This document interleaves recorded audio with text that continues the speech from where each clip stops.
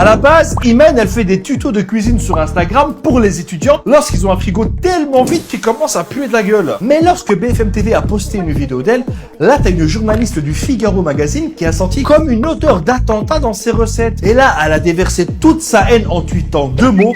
11 septembre. Ensuite, t'as eu une tornade de haine. Les deux ont été menacés de mort. Et il y en a qu'une qui a reçu le soutien du ministre de l'Intérieur. À votre avis, laquelle? Allez, je lui donne un indice.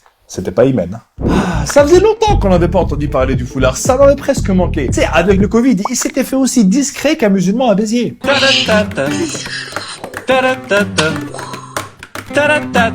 Qui aurait cru que de simples tutos cuisine qui t'apprennent à manger correctement en mélangeant de l'air avec du vent allaient réveiller à ce point la haine de certaines personnes. Pendant que nous, les gens qui mettons les céréales avant le lait, donc les gens bien, on voyait une étudiante, eux, ils voyaient ça.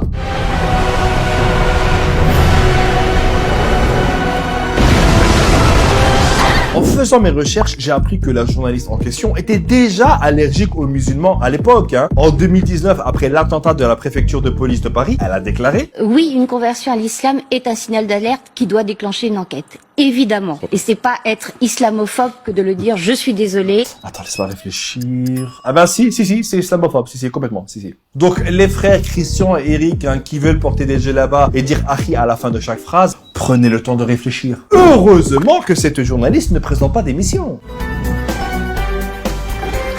Malika, bonjour, vous êtes docteur en microbiologie, vous participez à la recherche d'un vaccin contre le Covid. Donc, première question que tous nos téléspectateurs doivent se poser, vous portez un foulard mais vous n'êtes pas fiché S, pourquoi? Ah, ça lui a provoqué une islamagite aussi forte que celle de Zineb El Razoui, qui était aussi irritée que moi lorsque je dois recommencer un vocal où j'ai rigolé. Évidemment, comme toutes celles qui veulent absolument pousser la présence du voile partout, c'est une militante islamiste. T'as des gens qui voient certains musulmans et ils disent « Ah, lui c'est un fanatique ». Et si c'est pas un fanatique, c'est un extrémiste. Si c'est pas un extrémiste, c'est un intégriste. Et Zineb, c'est la seule athée que je connaisse qui parle plus de religion qu'un religieux.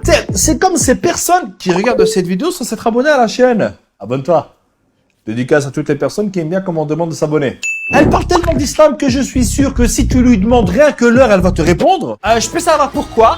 Vous voulez pris dans la rue, c'est ça? C'est pas la charia ici, ok? Et évidemment, elle a pas pu s'empêcher d'aller chercher dans le passé de Imen n'importe quoi pour la décrédibiliser. Ça, c'est ce que j'appelle faire une ménelle. C'est un truc qui s'applique généralement aux noirs, arabes et aux musulmans. Si vous êtes victime, on va essayer de chercher une connerie pour vous rendre moins victime. Et visiblement, elles sont contagieuses parce que juste après, t'as une députée qui a vu la vice-présidente d'un syndicat étudiant avec un foulard à l'Assemblée nationale. Eh bien, au lieu de se taire, parce qu'elle a quand même déjà détourné des fonds publics pour aller faire des courses, eh bien non, elle a préféré dire je vais néanmoins quitter cette réunion. Je ne peux accepter qu'au sein de l'Assemblée nationale, nous acceptions qu'une personne se présente en hijab devant une commission d'enquête. Après, je comprends pourquoi elle a fait ça, parce que le dernier qui a fait ça, c'était Julien Oudoul. Et regarde, depuis, le mec, il est invité partout. C'est le foulard, c'est un truc qui lance des carrières. Ensuite, Ségolène Royal a dit qu'elle aurait aussi quitté la salle si elle avait été là. Mais quand on lui a dit que c'était légal, en fait, elle a répondu. Eh ben oui, mais c'est parce que le règlement n'a pas pu prévoir ce cas-là. À longueur de temps, ils disent que les musulmans, ils doivent respecter les lois et les règles de la République. Et quand ils les respectent, ils cherchent à les modifier. Décidément, ce foulard, il a plein de pouvoir. Mais celui de te faire passer de Parti Socialiste à Rassemblement National, ça, je le connaissais pas. Bon, heureusement qu'ils invitent des femmes en foulard sur les plateaux télé pour pouvoir s'exprimer. Ça, c'est ce que j'aurais dit si on était au Royaume-Uni. Oui, parce que là-bas, ça n'a rien à voir. Pendant qu'en France, il y a Imen, étudiante, tuto cuisine 11 septembre, là-bas, c'est Nadia Hussein, chef cuisinière, émission à la télé et médaille de l'ordre de l'Empire britannique. Ah ouais, c'est deux salles, deux ambiances. Imagine un jour, il donne la Légion d'honneur à Diams à condition qu'elle retire son voile. Non, je rigole. Mais imagine quand même. Donc pour résumer, une femme qui porte le foulard ne peut pas faire de tuto de cuisine, ne peut pas chanter à la télé, ne peut pas faire de sport, ne peut pas accompagner ses enfants, ne... C'est quoi? Je vais lister ce qu'elle peut faire. Attendez, elle est où la liste de ce qu'elle peut faire? Ah ben, y a pas de liste en fait. Continue.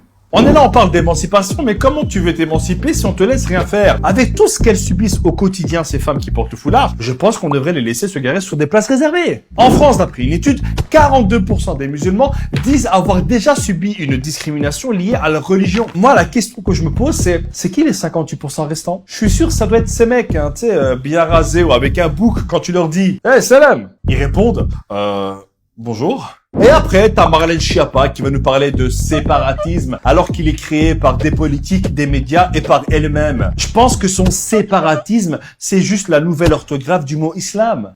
Il y a comme une ampoule qui marche pas dans le pays des lumières là. Entre Sarko qui mélange noir et singe, des mecs qui veulent rétablir la peine de mort, et maintenant cette bande organisée qui dénigre les femmes en foulard, je pense qu'il va falloir changer une ampoule.